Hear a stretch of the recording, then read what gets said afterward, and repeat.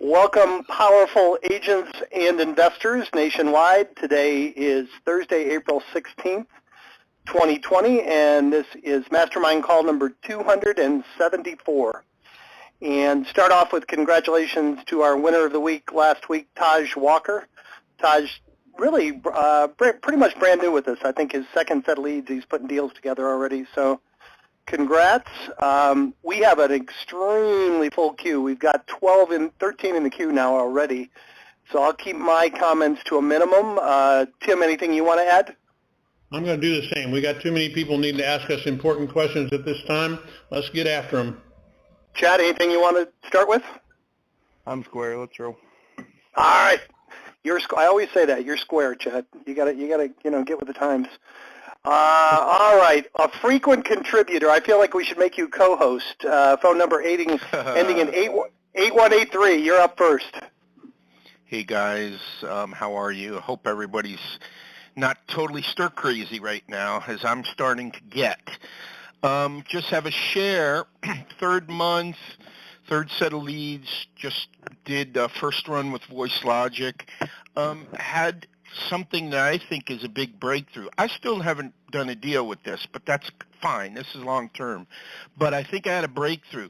Got someone that wanted to talk to an elder law attorney. Good friend of mine that's a big estates and trust attorney in town that I haven't said a thing to because I didn't want to go begging. I brought it to him.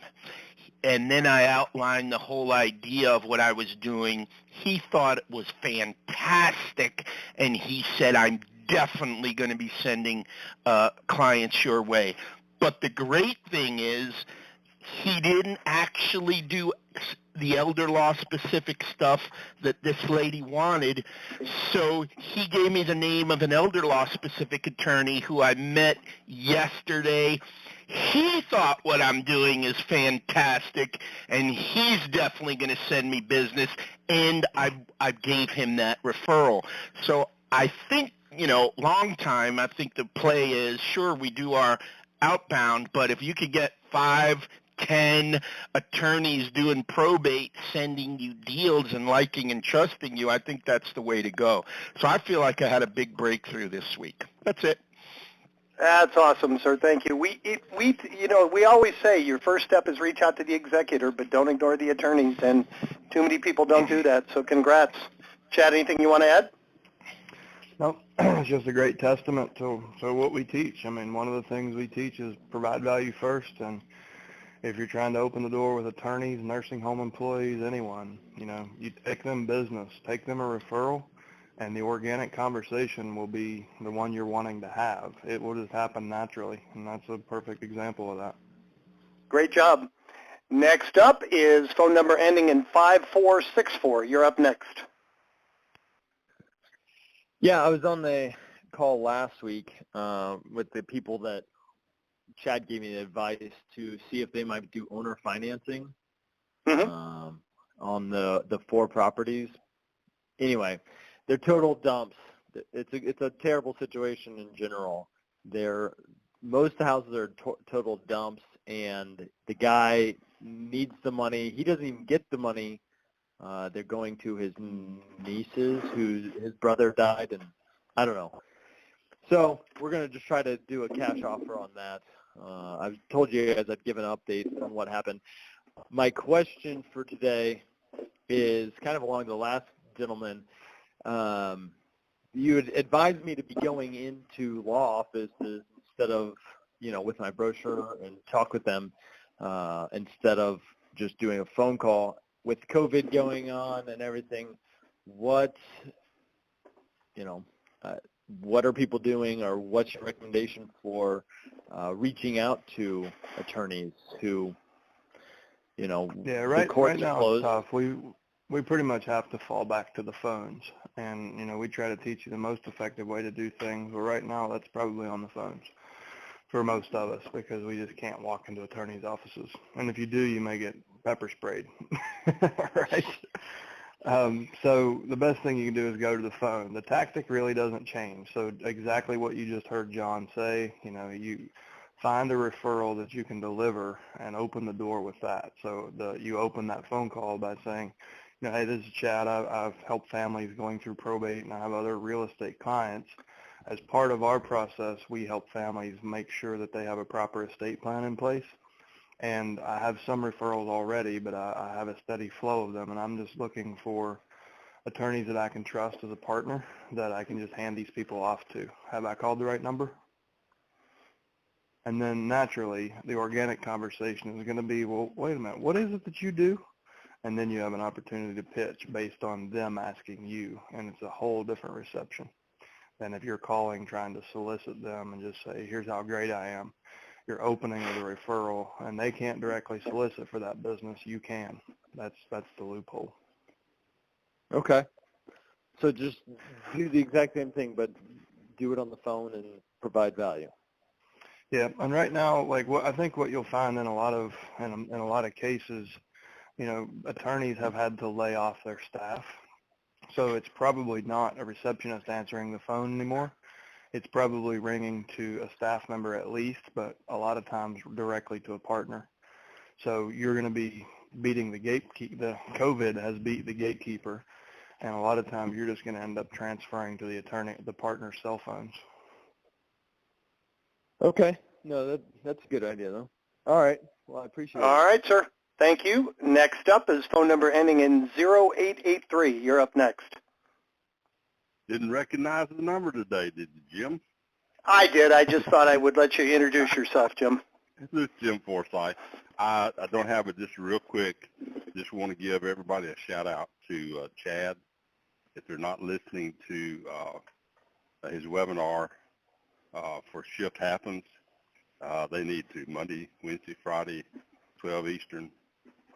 He's just hit some really fantastic information that's going out to people. And all we got to do is sit there and listen and learn how to take fast notes or go back and Thank you, Jim. to the recording afterwards. Okay. I always feel compelled to spell it. It's SHIFT happens, just in case you think you misheard that. But yeah, it's every Monday, Wednesday, and Friday at noon. And Chad, they're going anywhere from an hour to 2 hours each session, right?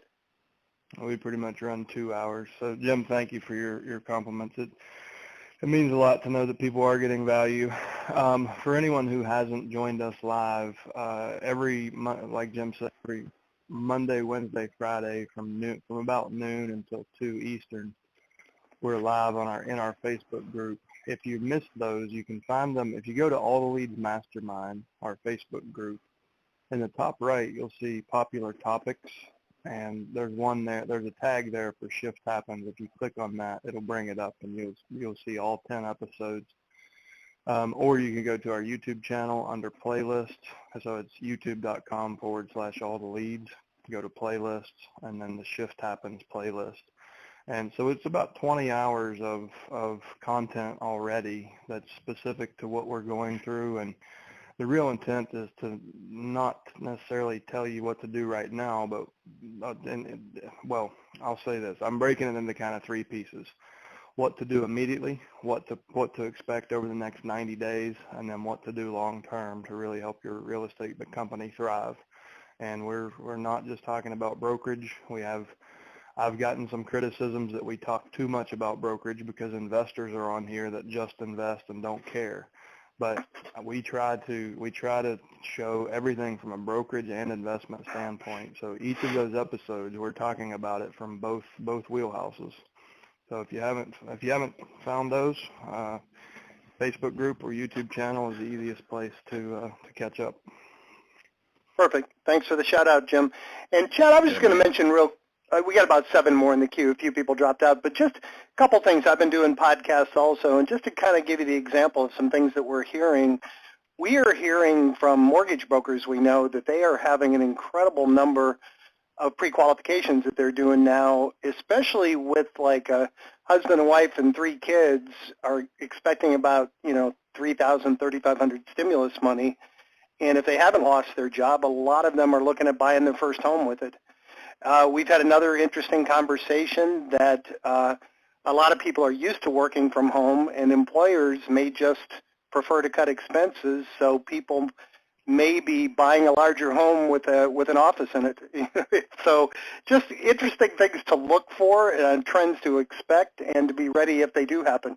So, and there's different stuff like that every day. But yeah, highly recommend that you catch up on it if you haven't.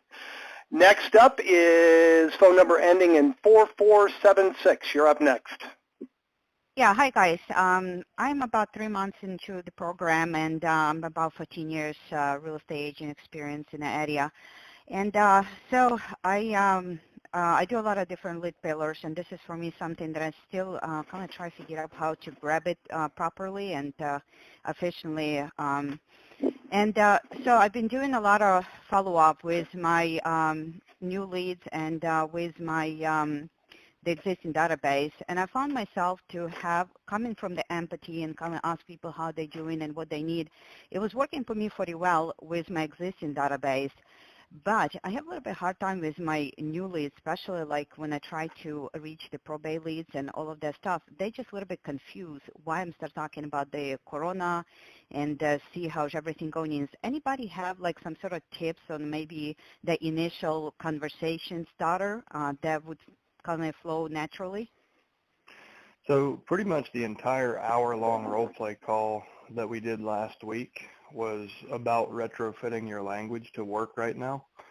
I think that's the best thing. If you weren't, it sounds like you might not have been there. No. So we have like an hour of conversation. It's the role play, the April role play call.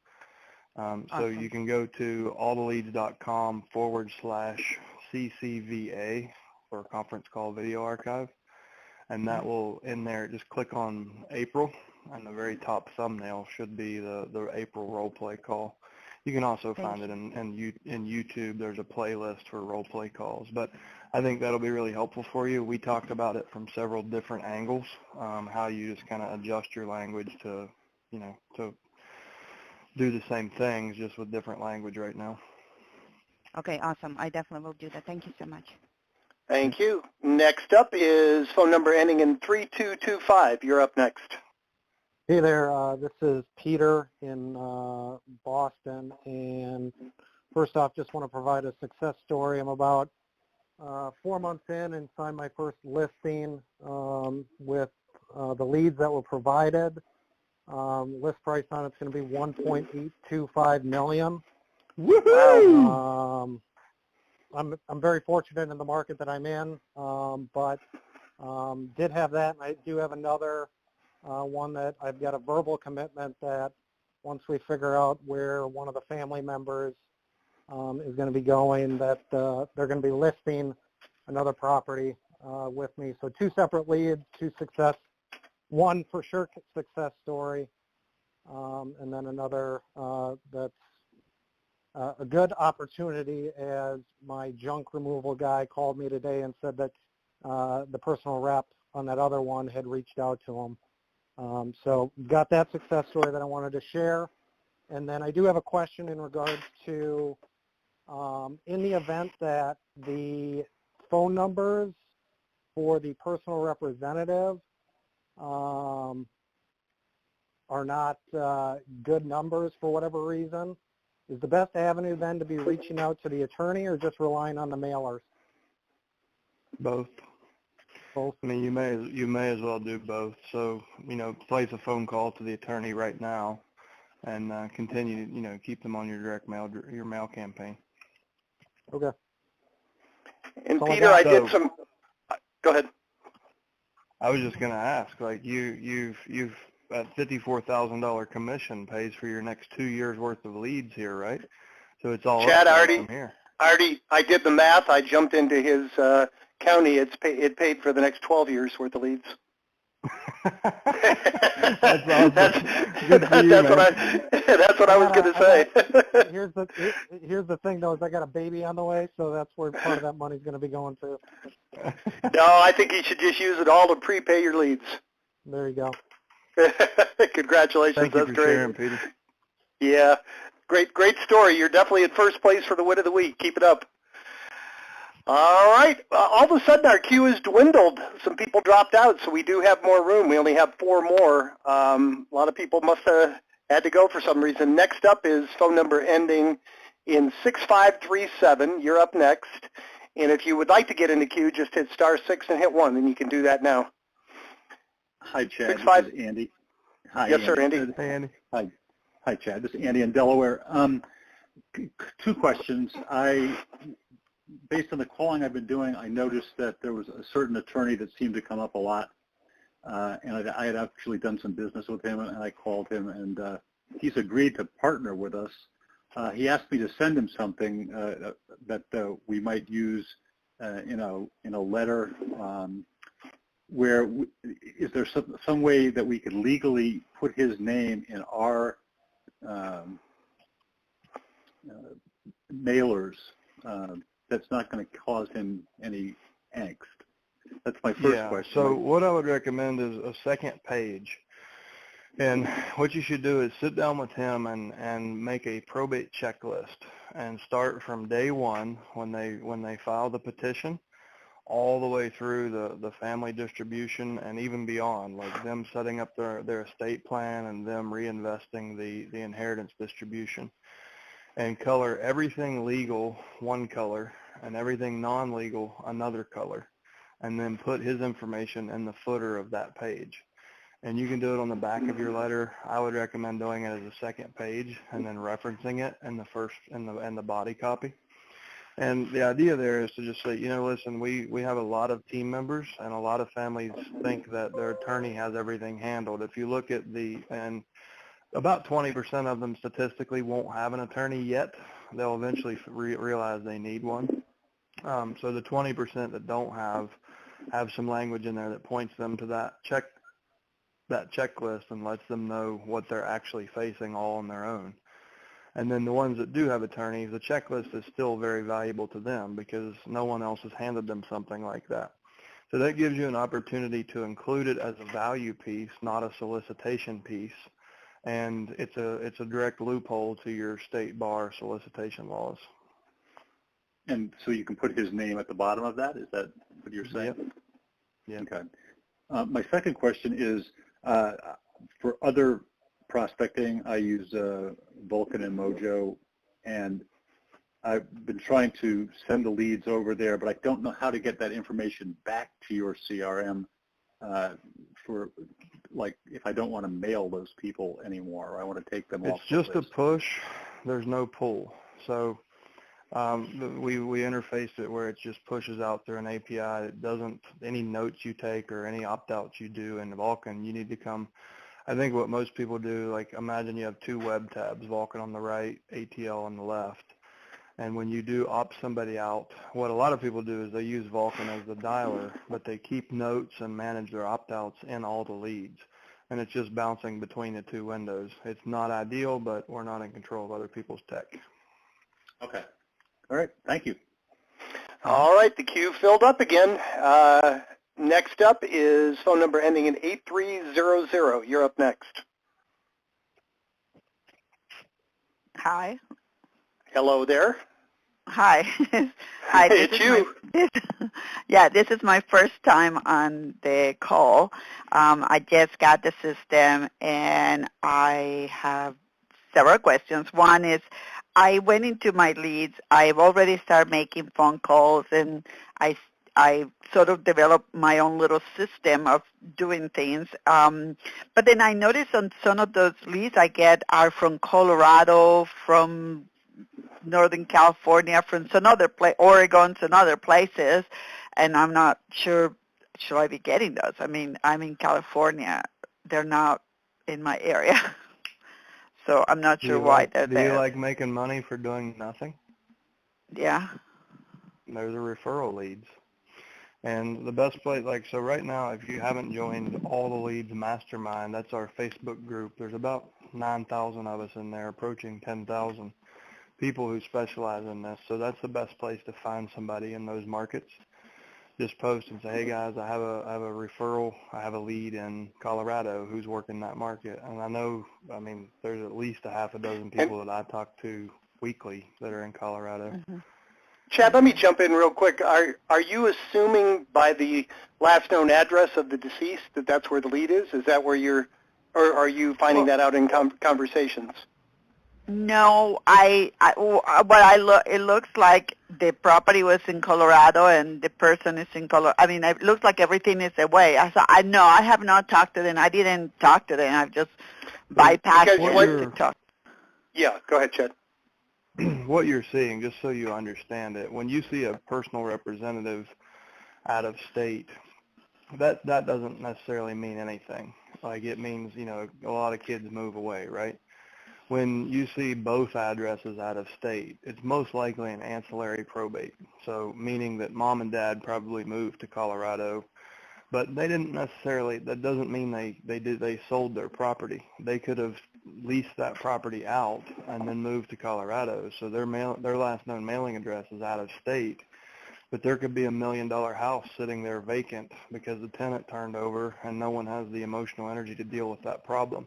So a lot of times they need your help more than anyone. So it could be a referral to a different state, or it could be an ancillary probate in your county. And it's most likely, if it was recorded on your county books, they most likely own something in your county.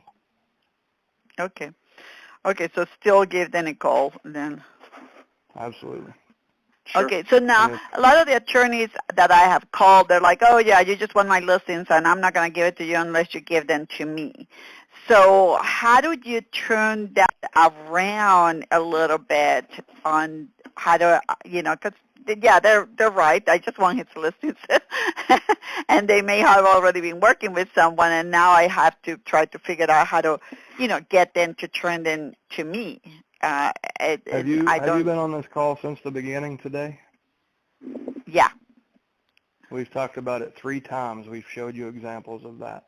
So you lead with a referral, not with a request, and that's what attorneys hate. And almost every real estate professional goes in talking about how damn amazing they are and all this stuff they can do, and ask. You need to go in and give, and then you can expect reciprocation. Because they've been worn thin. Every time they file a probate case, 75 realtors come out with this very selfish ask message, and they don't give a damn. They're immune to it. But when you do what John did, when you do what you hear some of these success stories, when you walk in and like you break their pattern of not even wanting to hear realtors, and you walk in by providing real value in the form of a referral. Like if what we were talking about on the checklist idea, state law says that they cannot directly solicit for estate planning business. But if you bring them the estate planning business, guess what? You're on the top of the list and you're staying there. It doesn't matter what realtors they've been working with. If those realtors aren't providing that level of value, they just got phased out. And what I would add, even if you don't yet have a specific referral, you can walk into any attorney's office and say, I'm speaking to 100 sellers a month, and I noticed about 20 of them don't have an attorney. Would you mind if I referred some of those people to you? You know, the promise, an actual referral is better, but the promise of multiple referrals can be just as good. You don't have to have one in your pocket, you know, to start that conversation. And go back to that idea that we talked about two callers ago, and say, listen, you know, I'm talking to those 20 people each month that don't have attorneys. We both know that they need one, and most of them will end up hiring one when it's too late and ends up being more expensive. So I'd like to be proactive in helping these families realize they don't know what they don't know. And if you could help me with a checklist, I'm happy to put your information on that so we can hopefully create a steady stream of referrals. And by the way, I'm paying for the direct mail. So if you want some free advertising, let's grab a cup of coffee over Zoom tomorrow and talk and work on this, and then I'll be out there bird dogging for you. Okay, so what is that checklist? Where is that checklist? Is it in the document? I want so in order to form a real relationship, I'm not handing it to you. I'm asking you to go produce it with this person. So it creates that bond. You get a professional. It's a professional collaboration. So they will remember that, and it's not something that you just say, hey, look what I have. I downloaded from the internet. It's like if I'm going to create a real referral relationship with you, So if you can give me 30 minutes of your time, I will include you in all of my marketing. And no one's doing that for them. Okay.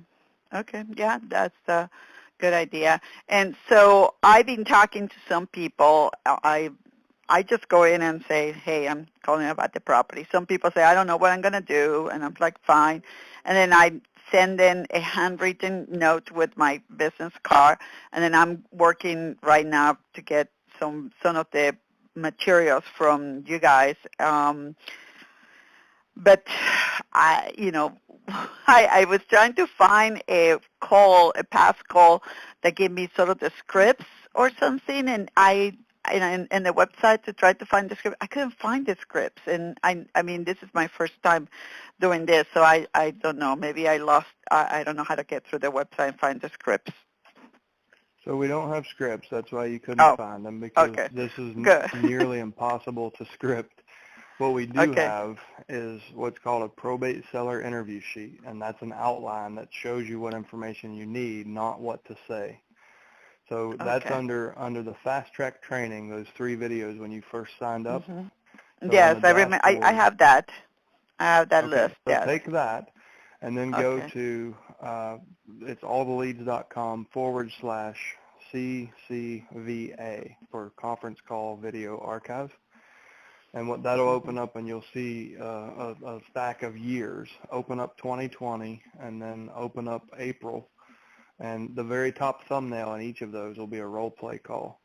And you can do it there. You can go to youtube.com/alltheleads, and then there's a playlist there for role play. It's all the same content. It's just however you want to consume it. But on the website, everything's organized in a calendar format, so you can see. But that's the idea. I saw that. So listen to those role play calls, and you will, if you listen to 4 role play calls, you should have a confidence level that you wouldn't imagine right now. And we find that to be far more effective in helping you to craft your own language and know how to react, because it's impossible to script these, because you never know. Like, some people are going to have a deadbeat brother who never grew up, who's living in the house with 5 friends. One's a drug dealer. And you're afraid, there's just so many variables that it's impossible to script. So we would rather teach you how to get engagement from people, and then you can use your own language and sales skills to go from there. So we try to give you the framework, rather than teaching you a script that is only going to last 5 seconds in most conversations. Okay. All right. Thank you. Next up is phone number ending in 7976. You're up next. Hey, it's Renee, guys. Good morning. Hey, Renee. What's up? I got a letter back from an attorney, and really I just want to bend you guys' ear to make sure I'm understanding the languaging. I'm not going to read the letter, but some of the things that pop out to me is he said he received the signed inventories from the personal representative. What exactly is that? So one of the things the probate clerk asks them to work, one of the first things that they need is a list of assets and a list of liabilities. So the list of assets, that's the inventory. So the real property, the personal property, an estimated value for each thing. So that's what he's talking about. Beautiful. Okay, so they received that. Good stuff. And then I think this was just a little lost in translation on my side, but there was some back and forth about getting an appraisal. So I think I've gotten to the bottom of it. It says, the appraisals will be conducted by an appointed probate referee for court purposes only. So I understand that. And then it said you will need to get your own appraisal for your own purposes. So the back and forth with it was, I initially thought it was that we needed to get 2 appraisals. I mean, really his initial languaging was a little confusing, but it sounds to me like we're not ordering the appraisals for the probate referee. That's going to get ordered. Okay, that's number 1. Correct. Number 2 is this is a real junker house. I mean, like hoarder house that's only probably going to get sold to an investor for cash. And how quickly is that going to get closed? Because I don't think this is court confirmation. Well, if they're getting a referee involved, then it is limited authority. So you are going to be at the mercy of the judicial backlog. so it could be months. Okay. This is why I'm brainstorming with you guys. I kind of thought that. Okay. And in your area, I don't know if Bill Gross is on this call, but he posted a few weeks ago. They've issued the continuances all the way out to like mid-July already. Yeah. So it's unlikely that they'll get. It's unlikely that like now. That said, Nevada has switched over to a virtual overbid process in order to eliminate this problem. And they just started. Steve Hoops, who is another subscriber of ours, if you look in the group, if you search Hoops, Hoopes, you can see a video that he posted. He's telling he was the very first person to have a client through the virtual overbid process. So that's probably the direction California is heading, but I haven't seen any evidence that they're actually doing that yet. So hopefully, I think what you're going to see, and we've talked about this in Shift Happens, just because of the judicial backlog that's happening in criminal, civil, in all areas of law, they're going to have to open courthouses and have physical court running parallel with virtual court. That's the only way I see us ever clearing the judicial backlogs from everything that's happened since we hit the pause button. So chances are, in California especially, like they will get something in place that will help you push those through more efficiently than they have in the past. Okay, so just lastly then, as me thinking this through, if you were the investor, right, and we accepted your offer, most investor attitudes are like, quick close, get this project going, right? So the thought is, based on what you just said, that unless that investor, you the investor, wants to wait this thing out potentially, right, just given these circumstances, potentially till July, then really somebody could just walk, and then we keep bouncing back and forth between having an accepted offer and not having an accepted offer to try to move this thing through. Like, I'm just trying to think ahead of what my advice may is be. coach your investor the same way you would coach a short sale investor. Yeah. And okay. try to spook them away in the beginning, because the last thing you need is someone hanging on to a contract who won't close. So I try to be intimidating as possible in the beginning of a short sale with each buyer, because then I pretty much know through the rest of the process, if I scared the hell out of you on day one and you stuck around, I know I can trust you to be at the closing table when that actually happens, because it's going to be sometime between 60 days and 24 months. So I need my buyers to be very patient, and I need to set an expectation that I don't know when this is going to happen, but when it does, you have a 30-day window. So yes, I will ask you to wait 6 months and then close in 30 days, and that's not unfair. If you feel like it's unfair, then go ahead and send me a cancellation right now, because we have other buyers who understand we're at the mercy of a court. So we can't control these things, and we're not willing to be perceived as unprofessional, but we also want to know that we have a high standard of a buyer that's willing to wait for this, or we'll go find one that is. Hey, Renee, think about it. Go ahead. Think about it, too. You can turn that into a positive for an investor. That gives you plenty of time to find your end buyer. So you really aren't going to have to close on it, resell it. It gives you months to find your end buyer. And, on the day, you can do an A to B to C closing or assign the contract. So it really, from an investor's perspective, I can see it being a positive sometimes. It really limits their liability that they're going to have to sit with the property very long. Just to, unless they're using hard money. Yeah. Unless they're using hard money. And then they've got other things to manage. So it's difficult in this environment. It's difficult to sell to those people with hard money. So ask your investor, how are you capitalized? Is this your money, investor money, private money, hard money? Because it's hard money lenders are, it's going to be difficult for them to do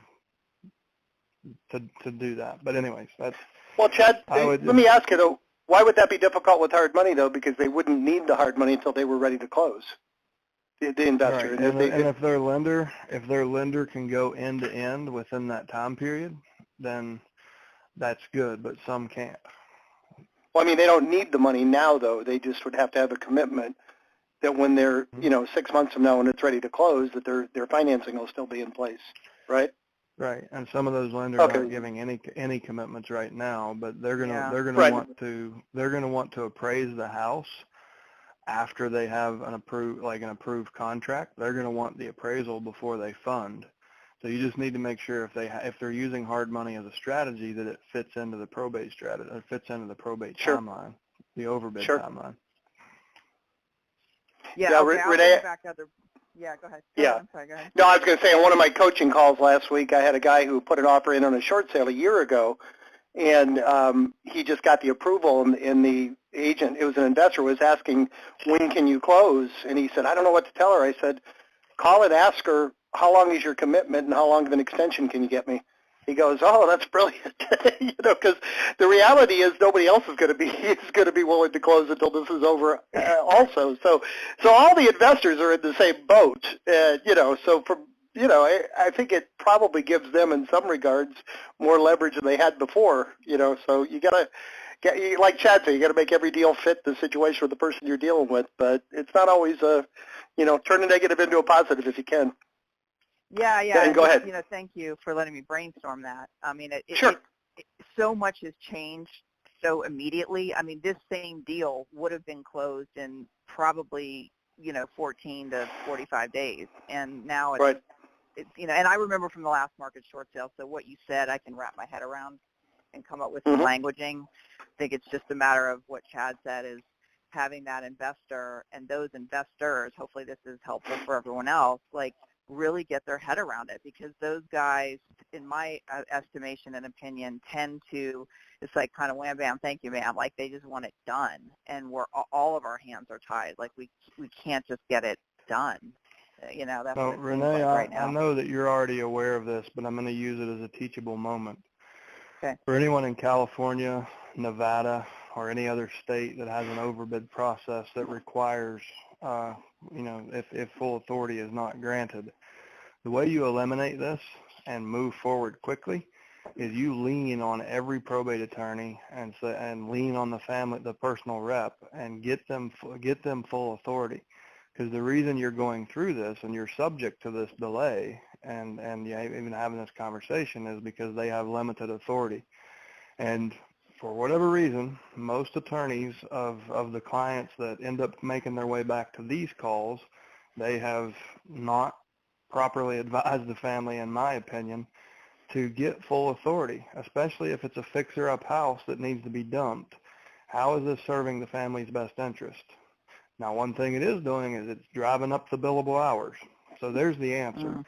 But these attorneys aren't going to like it. They've built habits of having everybody as limited authority. You'll find that the best probate and estate planning attorneys never allow a client to go through with limited authority. They take care of that on the front end. But you're working with one of the other guys. So if you can lean on the attorneys, lean on the family members, anyone you talk to now, let them know, listen, you're going to be subject to who knows how many months of judicial backlog.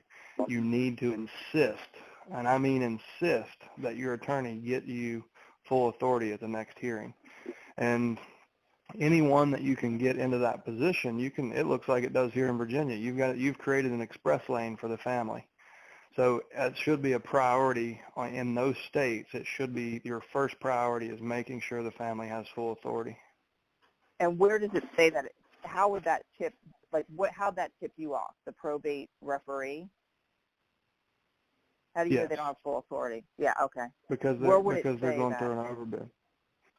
Well, in the beginning, they petition, and by default, they get limited authority.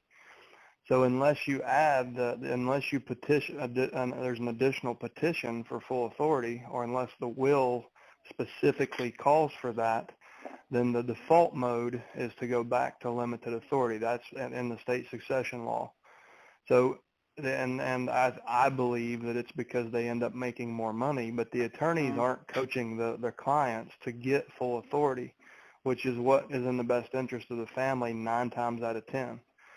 So it's, maybe, they would disagree with me and say, no, we think it protects the family.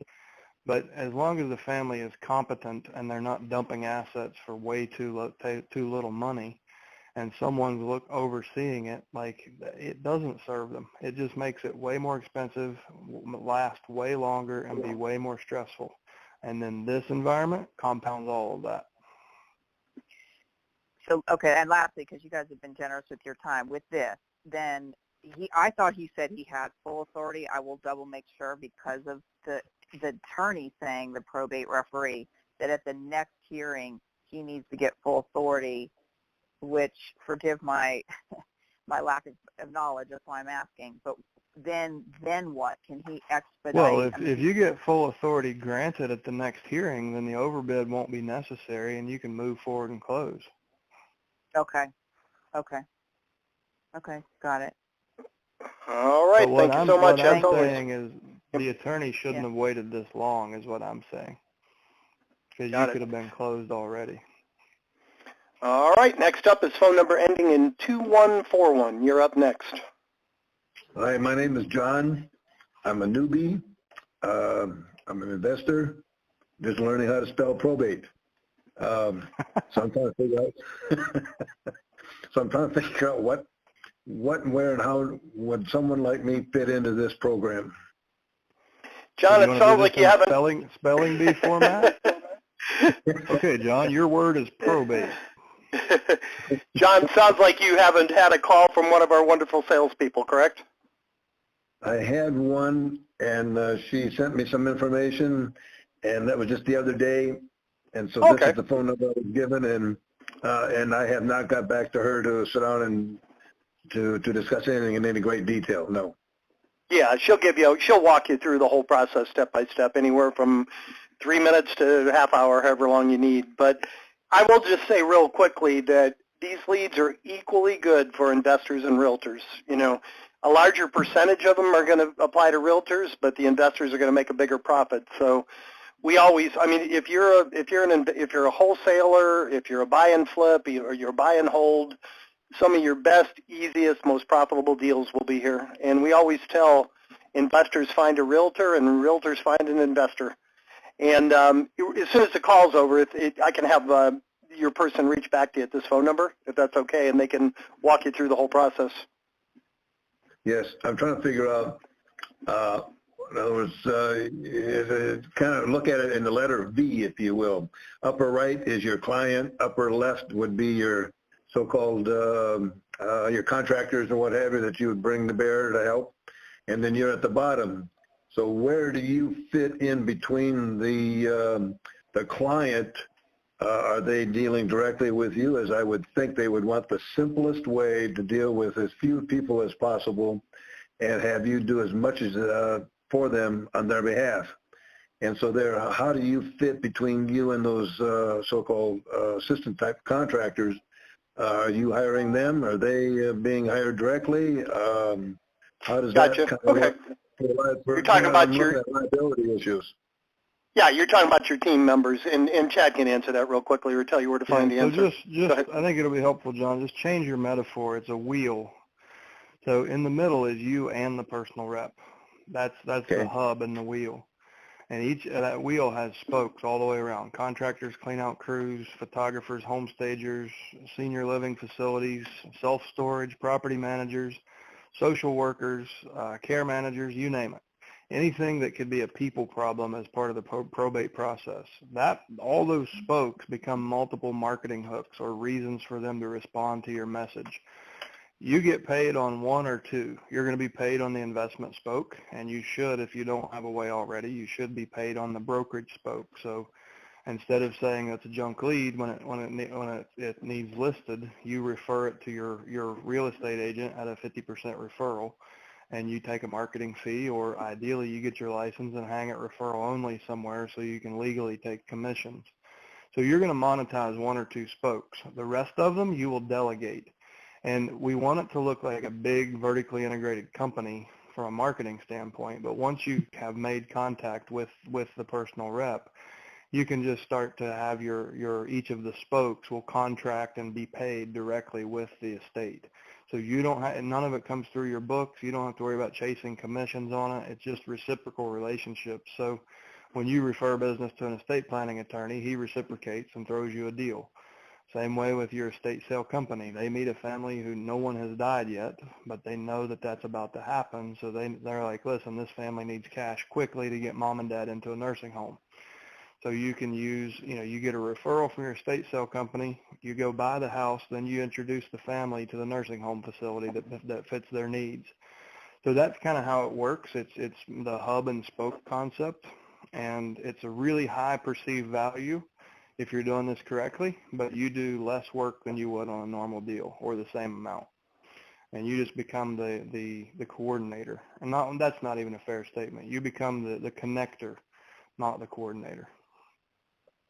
So I have no requirement to be either a realtor or a broker then. It's not a requirement. It's a strong suggestion because you're leaving money on the table, lots and lots of it. So we have many investors that aren't realtors, and we have many realtors that are investors, and the most profitable way is to do both if you're able. But you can certainly make this work either way. See, okay. I'm here in Ohio, okay. And I invest here, but I live in Southern California. I retired from the Marine Corps base at Camp Pendleton, so okay. I buy property and rehab it here, and right now I'm stuck. I can't go anywhere to speak of till sure. for obvious reasons. Good time to get on the phone and call these people for sure. I mean, because they're going to answer. They're home. Good time to contact them. All right, we have 4 more in the queue. Next up is phone number ending in 0181. You're up next. Hey, before they start, Jim, sorry, before you start, so what John said, he's living in Southern California, investing in Ohio, right? I think so, yeah. So, John, one of the things, so if you can find Dave Gwynn, Gwinn, in our Facebook group, it's All the Leads Mastermind. Dave Gwynn is an investor out of Colorado who's investing remotely in multiple markets, and I think you guys should connect. The other thing that I will tell you is Central Ohio is one of those markets. One of our subscribers in Central Ohio, he actually partners with families who own farms, but they don't intend to farm anymore. He'll establish a basis value joint venture with the family, like he does it on a land trust, or let your attorney decide what the vehicle is. But let's say the farm's worth $200,000. They establish that at a basis value. He goes in, does all the subdivisions, curb and guttering, and then sells the lots off individually to developers and to homeowners. And he can take a $200,000 farm, turn it into a $2 million raw subdivision with curb and gutter, and he splits the money 50. The upside gets split 50-50 with the family. So as an investor, like if you're exploring things, like you're already in that market, that's opportunity that I've seen there. So if you're like, that's just an idea of how creative thinking can really, really make a massive difference for the family and for you. Great example. All right, Alex, you're up next, 0181. Can you guys hear me? Yes, sir. Hey, Alex. How you doing? I'm in Chicago. I had a gentleman call me a couple of hours ago, and we spoke. He has a 2-bedroom condo, and I think they have a tenant in there, and the tenant's lease ends in December. And he was saying that he was thinking maybe towards the end of the summer putting it on the market. And there's really 2 questions. One, just the type of conversation you would have with somebody who, has an investment property and they have a tenant. He said she's older. She's been a good tenant, and he doesn't want to force her out or anything like that. So, but I don't think her lease ends, or he said her lease doesn't end until December. And then 2, just I guess first the nature of the conversation that you would have with him about that, just waiting versus, obviously, or just having a tenant in there and dealing with that. Yeah, I mean, the best buyer for a property that's already leased up is an investor. And a lot of people are like, oh, man, I don't want to list that. There's a tenant in there. They're a pain in the ass. And the thing is, you're looking for the wrong buyer if you think that. Like, as an investor, if someone comes to me and says, hey, I've got an elderly tenant that always pays and she's on a fixed income, so she's not going to be unemployed in the next 6 months, I'm buying that one. Because how many other people are unemployed and I don't know if they're going to pay me or not. So I think it's a huge advantage in this scenario if you believe the highest and best use of that is a rental, and if it's being rented at a fair rate, Go find an investor that has a 1031 and has to spend money right now. Regardless, they have to choose. I'm going to take a risk on real estate, or I'm going to realize a loss on taxes. So if a guy's getting ready to lose, 20 grand and to the federal government by writing a tax check, then he's got more risk tolerance in this environment than anyone else. So go find a 1031 specialist. Go find 12 1031 specialists. Let them know that you have this deal with a tenant in place and to put it out to their guys. Someone will probably buy that. Interesting. And so you said find a 1031 specialist. Yeah, so almost always someone has there's a professional service that's used as a facilitator for a 1031 exchange. So those people, just like financial advisors, they work with hundreds of people trying to get them to sell assets, do a 1031, and help them identify a new asset, and they pick up a fee for service in the middle for doing all the paperwork and reporting to the IRS. So those guys are constantly in contact with investors, and I don't mean like investors who are thinking about it or kicking the tires. These are guys that are, they're typically 2 or 3 asset acquisitions and dispositions deep before they learn about it. So they're serious investors. And if they had initiated, if they sold a property coming into this, they have a window that they have 45 days to identify and 90 days to close on an asset. So the guys who are sweating bullets because if they don't identify an asset in the next 45 days, they have to go ahead and pay taxes on that gain. Excuse me. They've got a very high motivation to close. But one of the big challenges for buy and hold real investors right now, how do you properly value an asset when you have no recourse at the judicial level in your local government? You can't evict somebody. You can't foreclose. So if you have a tenant who is on a fixed income that has no risk of going away and she has a proven record of paying, what better tenant could you possibly have other than a Section 8? And I guess the other question would be, like, does she plan to leave? Like, or has she verbalized that to you? So that would be part and that's of the other thing I'll say. Like, a lot of sellers are like, oh, no, don't let the tenant know where.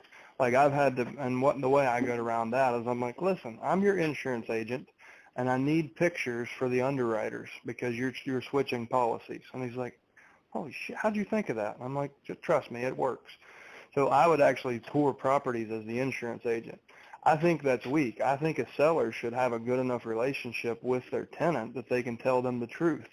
And it's not my place to teach people about values and ethics, like, unless they ask. But I think your seller should approach the tenant. You guys should do it together and talk to her and say, we want to be clear. Like, you've been an amazing tenant, and I think you really like living here. Is your intent to go forward? And if so, maybe you want to re-up the lease and sign it through 2022. Then you've got even more valuable, like from an investor standpoint, you've got a lease signed all the way through 2022 with that person.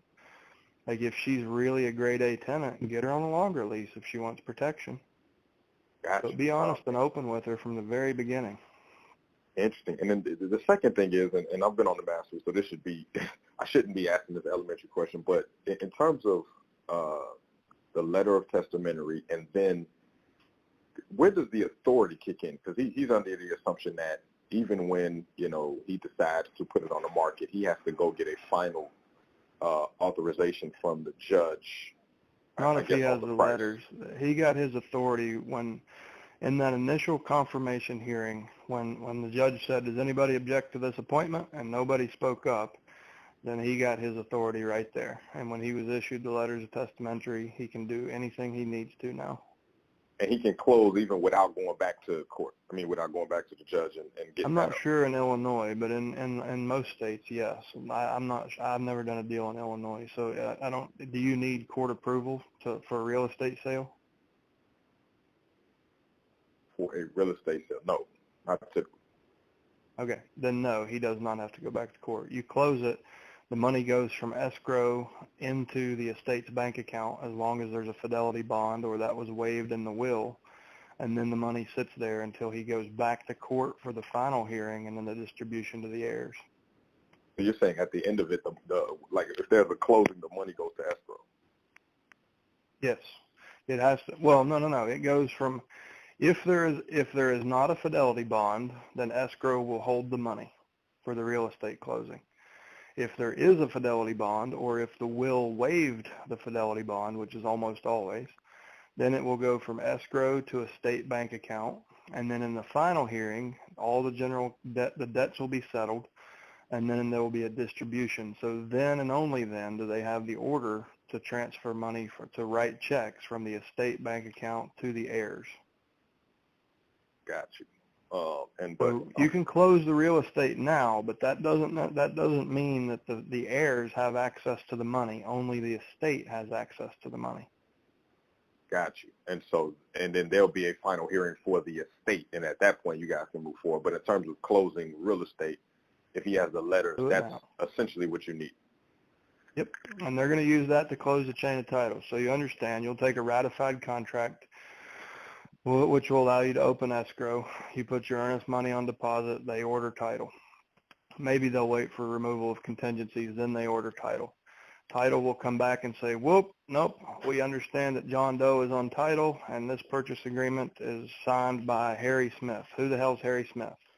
And Harry Smith has letters of testamentary along with a death certificate that ties that chain of title. It shows that he had authority to administer the estate of John Doe, and then they issue a title binder, and the escrow company can close. All right, we have 4 more in the queue, guys. We're probably going to go a good 5 to 10 minutes over. We will be done by 10 after. Next up is phone number ending in 8213. You're up next. Hey guys, Federico.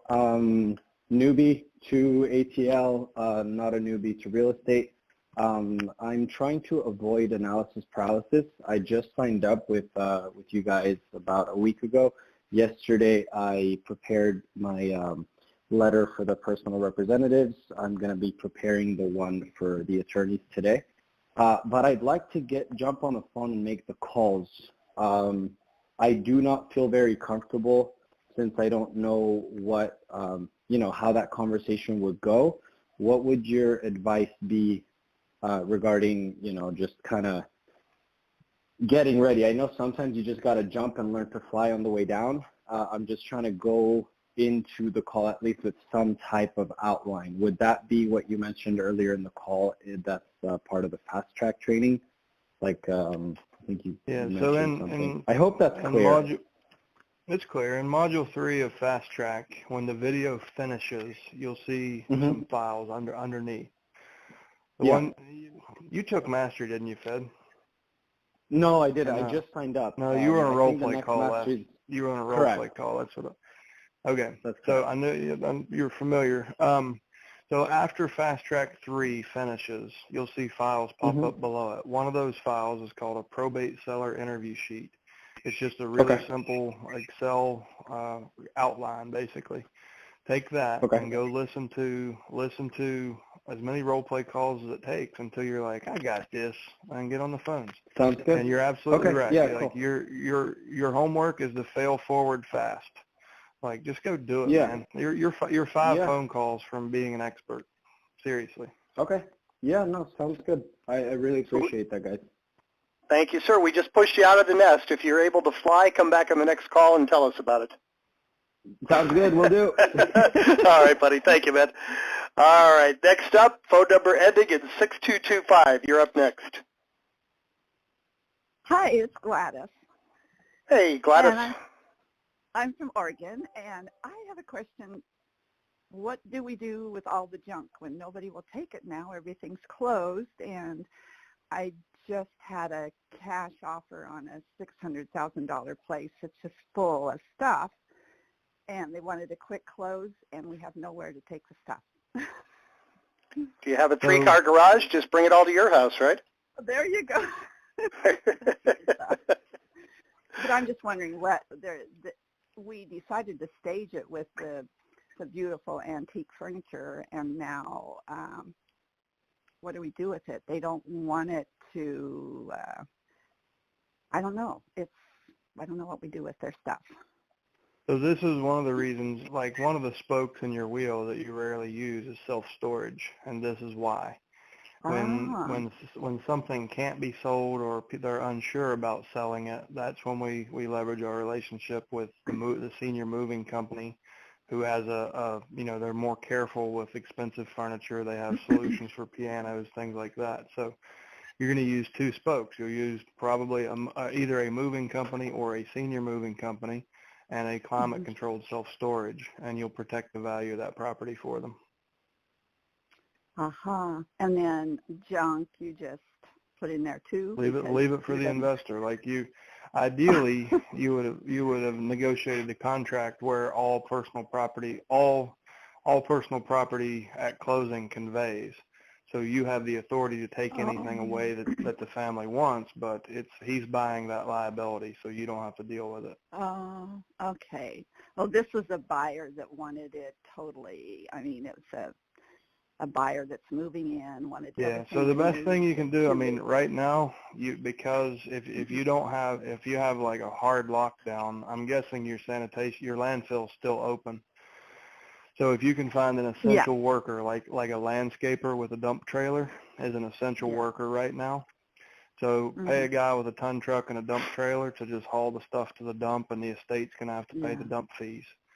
But it's a shame to not, donate things that could be, but it could be months before those nonprofits are set back up to where they can receive. So I would say go for a landscaper with a trailer and tell them you didn't give them a 48-hour deadline or something, and just say, we'll pay you X and we'll pay the dump fees. Just get it done. Sounds good. All right. We have two more. Next up is phone number ending in 1495. Hey, just wanted to ask, I just kind of joined up, and I'm probably going to take the mastery course. We have a inroad into some senior living facilities just through some charity stuff that we do. Could you kind of give me I guess maybe a roadmap on that, or is that even a good question to ask? No. So what you're looking for is a meeting or a conversation with the initial point of contact in each facility. So the person who shows the family the amenities and then looks at their personal finances to see if they can afford to live in that facility. Sometimes that's called the director of marketing, the director of admissions, program coordinator. There's in different levels of senior living, there's different titles, and different companies have different titles. But what you're looking for is who is the person that sells to get heads in beds. And that's the person who, usually a commission, it's a salary job with a commission. So they have every incentive to find the right people. So if they find somebody that has, and statistically, senior citizens, 78.8% of senior citizens own real estate, and statistically, when they walk in, there's about an 80% chance they have real estate, and there's also 80% of their net worth will be held in that real estate. So the facilities challenge is how do we liquidate illiquid assets in order to free up capital to get their heads in our beds. And if you can show them how your business specializes in just that, you help families liquidate assets, both real and personal property, to maximize equity and minimize the stress and the timeline, well, you're going to be their favorite new person, right? Because they're going to see you as a path to bigger and quicker commissions. Okay, and so that's what you're looking for. Okay, and so really dumb question is that the mastery class will help me kind of put all that together, because again, I'm a newbie. Yeah, in session 2, like toward about 3/4 of the way through in session 2, we talk about, so a lot of session 2 is about the marketing. Like how do you market, how do you create an offer that's valuable to the personal representative, and how do you market that? The rest of that session, the second half of it, is how do you build a referral network and make the team you just built and the service you built just as valuable to a referral partner as it is to the family. And I show you at least 3 dozen different referral partners. that are in your team. All right, last up this week, we saved the best for last, Randy, no pressure. All right, hey, this is Randy in Las Vegas. Your call archive just has tremendous value. Chad, if there are 2 or 3 past probate role plays, which can you think of any that would be even as great as they all are that you would highlight?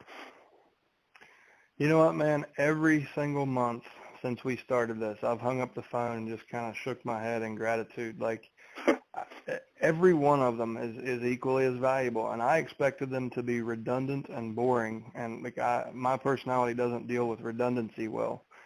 But we have new content every single time we talk about something different. So it's a really hard question for me to answer. What I will say is we have a global search bar, and those calls are now all indexed. So if in the top right of the site, if you have something in mind, like if you say, I wonder what he has to say about attorneys, put in the word attorney, and it'll return all the results from the calls, but also from the blog, from anything that we've done.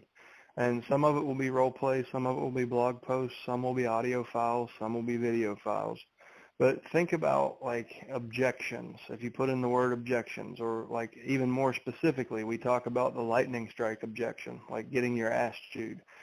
Put in lightning strike, and that search bar will kind of help you find stuff that's most relevant to what you're looking for right now. And we try to do as good a job as we can to keyword things so that functionality will serve you. But that's like asking me what my favorite food is. All of them.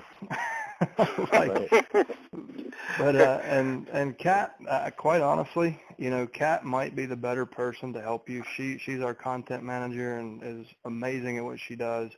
She sits on these calls, listens to them, transcribes them, timestamps them. So if you think of something, post in Facebook and say, hey, at Kat, where would I find this? She can usually within minutes, she can say, oh, that was right here. And she's got this amazing cognitive index of everything we do. So she can help you out if you know specifically what you need help with. Like if you can just identify a blind spot, we can help you find the right content to fill it. And Kat just asked, Kat asked, what's Randy's last name? It's Millmeister. And she said she will send you her greatest hits list. Okay, that's very helpful. You got more than you bargained for, Randy. All right. Well, thanks. He's going to give you 12 hours of homework now. Hey guys, right.